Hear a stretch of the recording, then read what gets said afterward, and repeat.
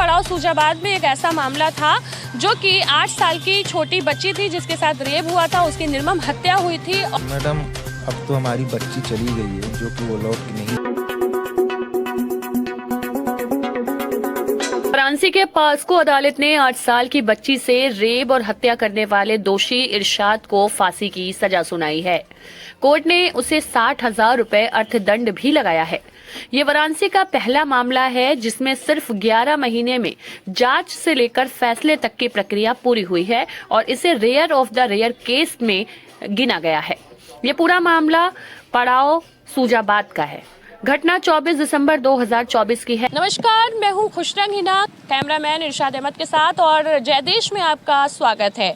दोस्तों, आज हम एक क्राइम न्यूज़ लेकर के आए हैं जिसकी गुत्थी जो है वो सुलझ गई है। जी हां, आपको बता दें कि पड़ाव सूजाबाद में एक ऐसा मामला था जो कि 8 साल की छोटी बच्ची थी जिसके साथ रेप हुआ था, उसकी निर्मम हत्या हुई थी और अब 18 नवंबर 2025 को वाराणसी के पास्को अदालत ने उस केस में आरोपी को फांसी की सजा सुना दी है। और ये केस इतना खास इसलिए भी है क्योंकि अभी तक वाराणसी में ये पहला ऐसा केस है जिसमें इतनी जल्दी जो है वो फैसला आया है। तो आइए चलते हैं इस मामले के तह तक और आपको दिखाते हैं आगे की तस्वीरें और आगे के प्रकरण क्या हुए थे।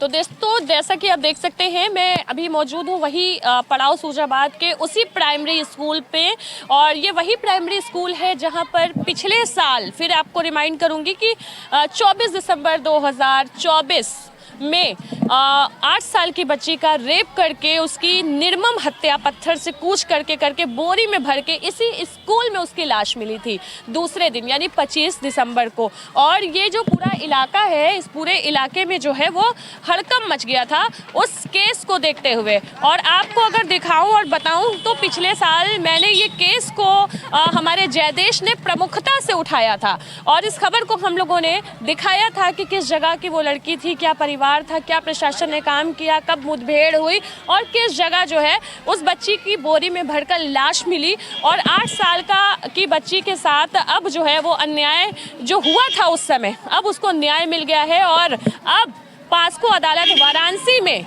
इस केस में आरोपी को फांसी की सजा सुनाई गई है, जिसको लेकर के पीड़ित परिवार के पास चलेंगे और उनसे बात करेंगे और जानेंगे कि उनकी क्या प्रतिक्रिया है, क्या वो इस अदालत के फैसले से खुश है इतनी जल्दी, क्योंकि 11 महीने में ही हो गया ये अदालत। आपको बता दें कि पिछले बार जब हम आए थे तो ये वही जगह थी जहाँ पर काफ़ी मजमा लगा हुआ था। अगर आप रिमाइंड देख रहे होंगे तो ये मजमा वाला पूरा जगह है और यहाँ पर हमने दिखा था कि काफ़ी पुलिस फोर्स जो है वो भरी हुई थी और हम उस मामले के तह तक गए थे और जानने की कोशिश किया था कि आखिर उस लड़की का जो है वो 8 साल की बच्ची, आपको बताएं कि पूरा मामला अगर हम बताएं तो बीते दिनों दिसंबर 2024 की बात है, जब 8 साल की जो बच्ची थी वो अपने घर से शाम के टाइम मोर्टीन लेने के लिए निकली थी और मोर्टीन लेने के बाद वो घर नहीं पहुंची। बहरहाल लड़की के पिता शहजाद ने अपनी बेटी की गुमशुदगी की रिपोर्ट सूजाबाद के चौकी यानी पड़ाव चौकी पर लिखवाई,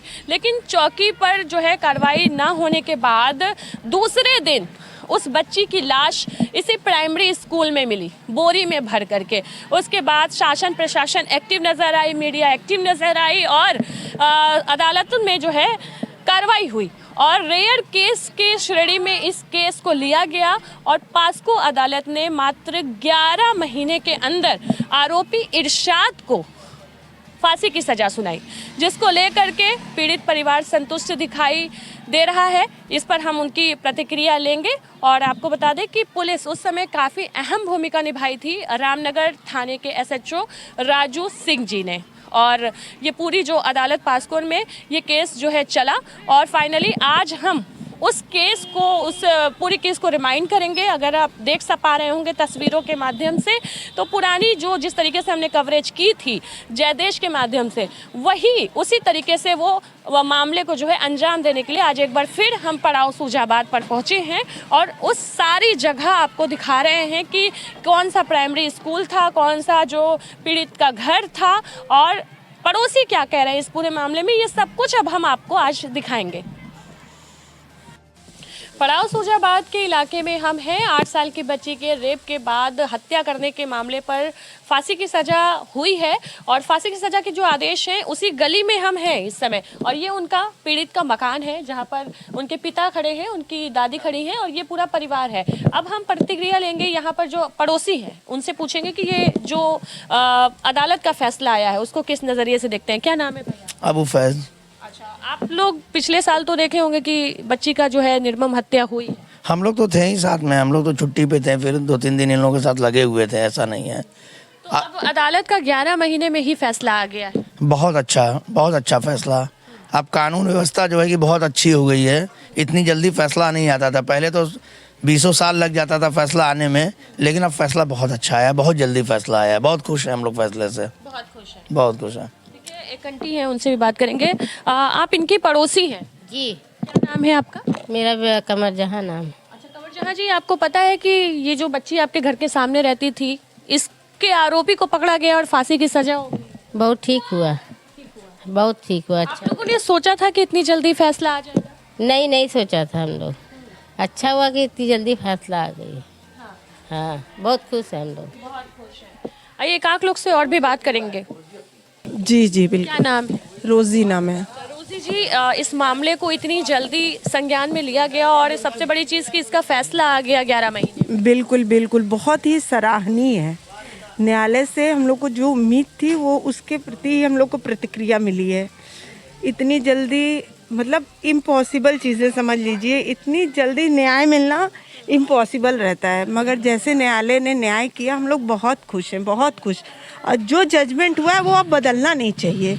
अगर ये लोग अपील करते भी हैं हाई कोर्ट या सुप्रीम कोर्ट में, तो हमको लगता है कि सेशन कोर्ट का फैसला बदलना नहीं चाहिए, क्योंकि जो रेयरेस्ट ऑफ रेयरेस्ट केस में जो मिलता है सज़ा उसको वही मिली है और वही वो डिज़र्व करता है, वही मिलना ही चाहिए जब उसको। ये केस हुआ था उस समय काफ़ी सनसनी थी। बिल्कुल हम लोग रात में जब बच्ची नहीं मिल रही थी तो पर्सनली सबके घर जाकर ढूंढे हैं, मगर फिर भी बच्ची नहीं मिली। इतनी आवाज़ें दी हमने उसको।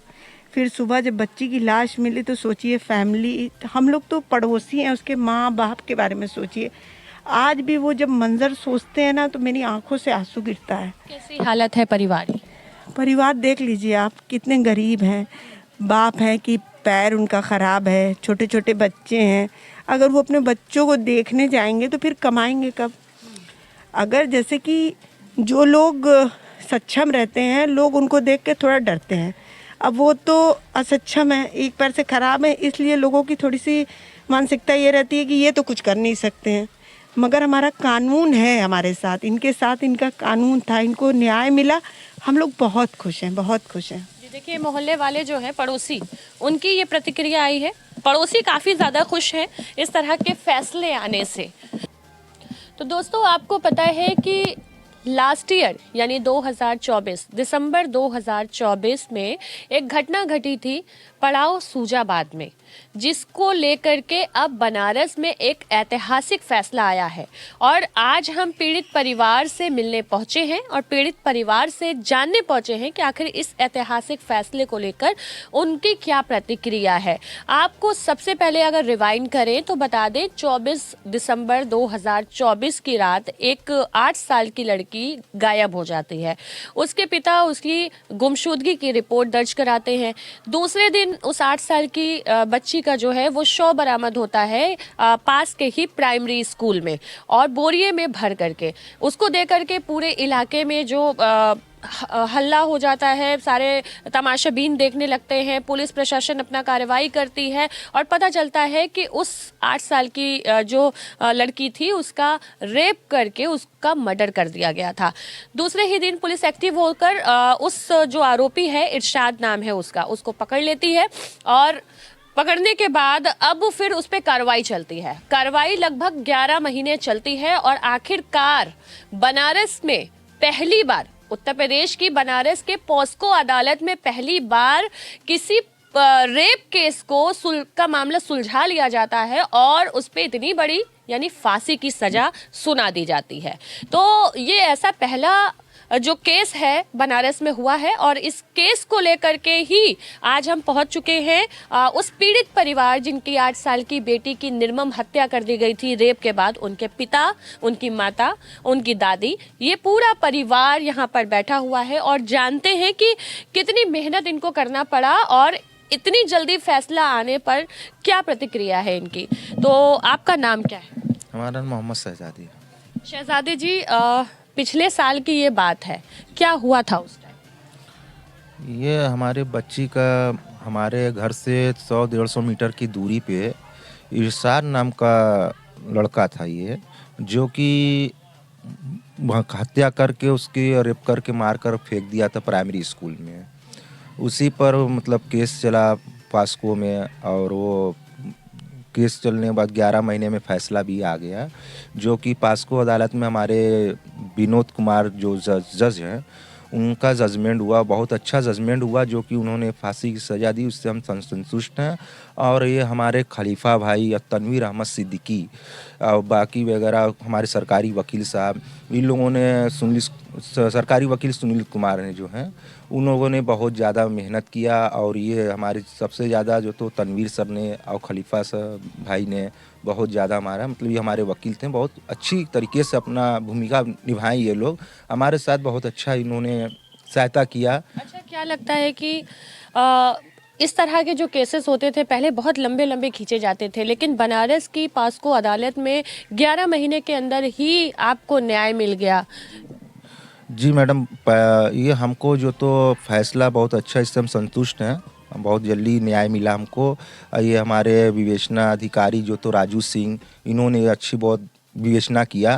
उस समय रामनगर में जो एसएचओ थे वो राजू सिंह जी थे, उन्होंने इस मामले में पैरवी की। विवेचना अधिकारी वही थे, जो कि बहुत अच्छा अपना वो भूमिका उन्होंने भी निभाया। उनसे भी हम संतुष्ट हैं, प्रशासन से भी हम खुश हैं। ये हमारी लड़की का जो केस हुआ बहुत अच्छा खुश हैं। और बच्ची जो हमारी थी मैडम जो चली गई, वो तो अब लौट के आ नहीं सकती। और हम थोड़ा भी अपने अंदर जो तो अभी क्या बताएं, हमारा दिल तो अंदर से दुख रहा है, लेकिन जो भी हुआ है अच्छा ही हुआ है। मतलब कुछ संतुष्टि मिली कि उसको, आरोपी को फांसी की सजा हो गई?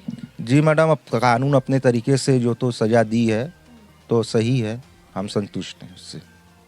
आगे आप सरकार को क्या कहना चाहेंगे, क्योंकि सीएम योगी की सरकार में फैसले भी जल्दी जल्दी आ रहे हैं और आगे जो आरोपी हैं वो एक बार इस तरह की घटना को अंजाम देने से पहले 10 बार सोचेंगे, इसके लिए आप?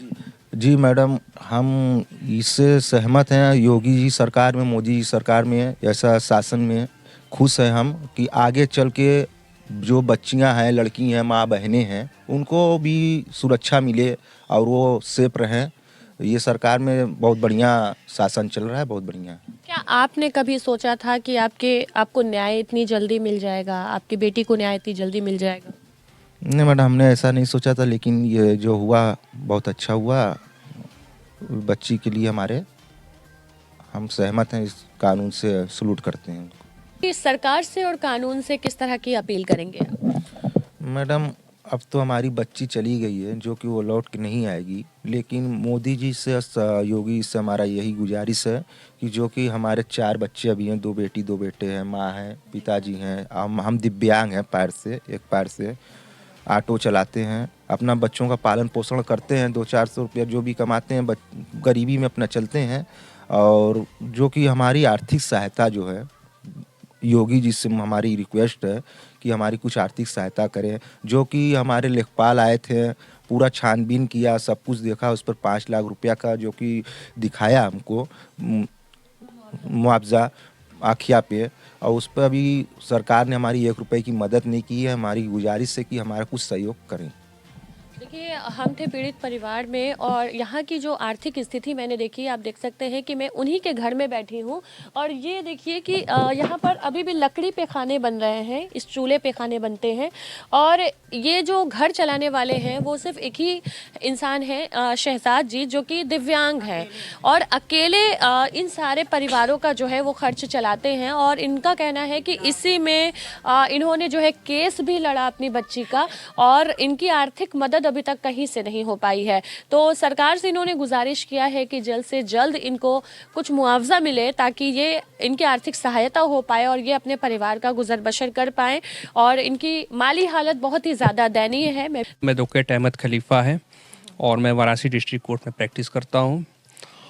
और क्या मामला था ये मामला प्रकरण में बताता हूँ कि ये घटना 24 दिसंबर 2024 की, जहाँ एक बच्ची अपने घर से मच्छर अगरबत्ती लेने के लिए शाम 7 बजे निकलती है और उसका अगले दिन सुबह 9:30 बजे उसका शव प्राइमरी स्कूल बहादुरपुर में बरामद होता है।